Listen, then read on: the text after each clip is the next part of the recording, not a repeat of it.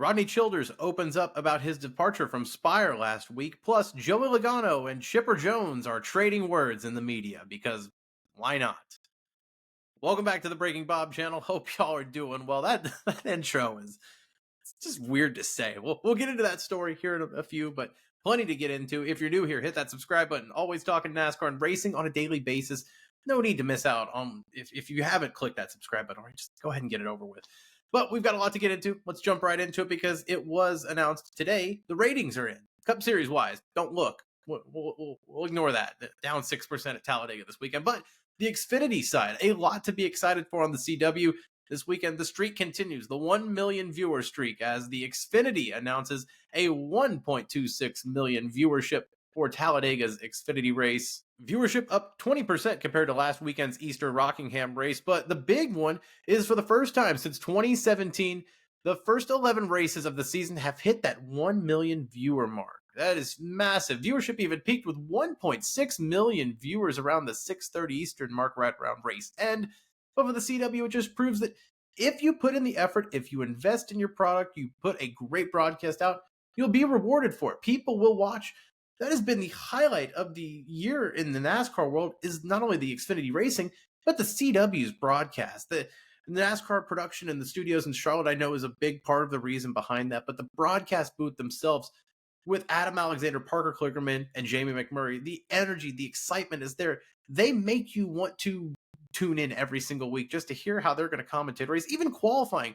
You go back to last week, the way they're saying, oh, he's a 10th off. It's so much better than what we see on other broadcasts, we'll say. But I just want to give a massive kudos to CW and NASCAR for investing in the product with the Xfinity series. It's showing. And for that broadcast team, keep it up. Maybe a little bit more on track. Let's send the actual talent, the studio team, to the actual track site. But other than that, can't complain. CW, well done. Moving on, we're still kind of reeling off of the news last week that Rodney Childers was departing Spire Motorsports and Justin Haley in the 7 team effective immediately, days before the Talladega weekend got underway. Childers, of course, the star crew chief for Kevin Harvick previously, Josh Berry then last year with the Wood brothers before they closed doors. It's been a long few years for the star crew chief and brilliant mind in the NASCAR garage. He opened up a little bit this week on XM Sirius NASCAR Channel 60. He said it wasn't one particular thing, but said, quote, "It just wasn't working. I think it finally came to a point where they could kind of tell I wasn't happy and could tell that maybe they weren't happy. It just kind of started falling apart a little bit, and I could sense it for a little bit, and maybe a couple weeks before that. It started getting quiet around there, and anytime it gets quiet, you start wondering. Overall, I was just one of those things that just wasn't working." Childers said he does want to be a Cup Series crew chief, though, in the future, but he looks forward to the next 6 months to see how things play out. But the phone hasn't really rung quite like he had hoped, but it is early, and he said it was probably a shock to the garage, him leaving Spire Motorsports. Oh, I kind of hate that Rodney Childers is sad that there wasn't as many calls as he expected, because he is one of the greatest minds in the Cup Series garage, especially the last 15 years. His winning record, especially with Kevin Harvick, speaks to the volumes, and even what he was able to do last year with the falling apart team that was Stewart-Haas Racing, the foundation around that team as they were closing shop. Again, I said earlier, it's been a long few years for that guy. He probably went into Spire Motorsports thinking maybe they were a little bit more ahead of schedule, especially with the financial takeover that has been with that Group 1001, Gamebridge, Andretti spillover for Spire. They've invested so much for a third car. They've invested from the Kyle Busch Motorsports building that took over the truck team. There's been a lot of money in that team, and Rodney Childers was probably promised a little bit more than maybe he expected, or maybe it just wasn't the right relationship around the people. It seems like, for whatever reason, it just wasn't clicking. And it's telling when someone like Carson Hocevar this week at Talladega said, oh, it wasn't really shocking. It wasn't a shock to anyone. What was going on in that building? Was Rodney Childers just kind of sticking to himself and, I guess the next gen era where it's a spec car? He can't really, be as innovative, as creative, look for tips and tricks. Maybe it just wasn't the right fit. I'm not sure, but I would imagine you would see him at some point in the Cup Series in 2026. I don't think maybe in 2025, although, like I said, it is early. There's so much that has to change, especially this is still, week 14, 15 of the Cup Series season. There's going to be some domino effects as the summer, spill goes on. There'll be some turnover. Maybe Rodney Childers jumps on an opportunity.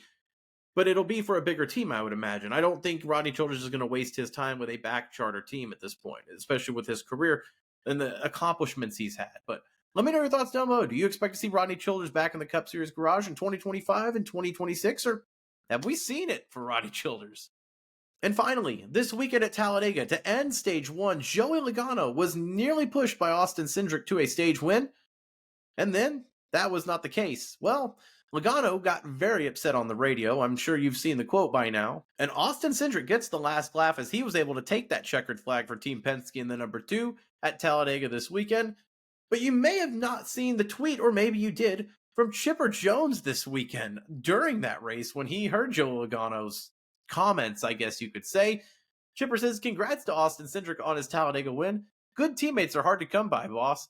Remember that one of yours MF'd you on national TV when in actuality, you did everything possible to keep from wrecking him. Hate to be deuces in the team meeting on Monday. Some people were the hooray for our team as long as I'm the star, as every team has them. Hendrick, RCR, JGR, Penske, etc. Sometimes karma is glorious. Enjoy this one. In case anyone is confused, let me be clear, at Joey Logano." And Dale Jr. in the response, and that's fantastic. Chipper Jones, massive NASCAR fan, laying it out on the line. I mean, he's might as well have a YouTube channel. He might as well do my job. He'd have a bigger platform for sure, but that is some choice words for sure. Listen, he's a fan like all of us. He's entitled to say that, except Joe Logano was asked about that today at North Wilkesboro as they were doing a press tour. And this video is from NBC's Dustin Long. Go follow him. He's a great reporter. This video is from his coverage today. Interesting words from Logano.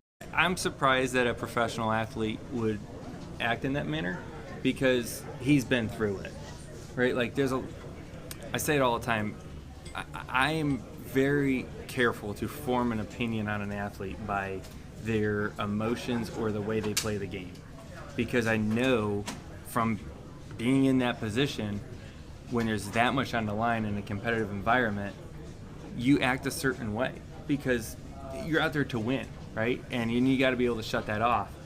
I would have assumed, him being the athlete that he is and was, that he would understand that and not mouth off on social media like somebody that's never played the sport before, or a sport. It's surprising to me. All I can think is just trying to be relevant still, or something like that. I don't really know exactly why. Like I said, I've never met him. I don't have a reason to dislike him outside of now, but Now he's saying that about a former baseball star, Hall of Fame baseball player, Chipper Jones, one of the most famous Atlanta Braves to this day, beloved in the Southeast. Joey, you're in a losing battle here. You're already booed at the track. You're going against one of the South's biggest stars in Chipper Jones. I don't think you're going to win this one. You're saying he maybe just wants to be relevant. Maybe he's bored. Joey later said, I'd like to see him get out of the car at Talladega. I don't. I just can't get over this one. Even Chipper Jones saying you got MF'd on TV, Austin Cindric. This whole story just feels like it's a simulation. But for Joe Logano, he did come out earlier today and say that he was a little sorry at how he handled his choice words for Austin Cindric. He said both have talked and cleared things up so that we can put that behind us, but not Joe Logano versus Chipper Jones, apparently. Atlanta Braves versus Penske champion. Oh, just another day in the NASCAR world, I suppose. Let me know your thoughts down below about Joe Logano versus Chipper Jones. Are you pro Chipper? Are you pro Logano? I have a feeling these comments are going to be pro Chipper. But regardless of that, we got the Rodney Childers comments today, as well as that Xfinity viewership staying on the 1 million mark. Will they continue that streak at Texas this weekend? I have a feeling they will, but we'll see. Let me know your thoughts down below about what we discussed today. Of course, make sure to like this video, subscribe to Breaking Bob, helps me out a ton. I'll see you next time for whatever video comes. Maybe Chipper has rebuttal. We'll see. Stay tuned for more.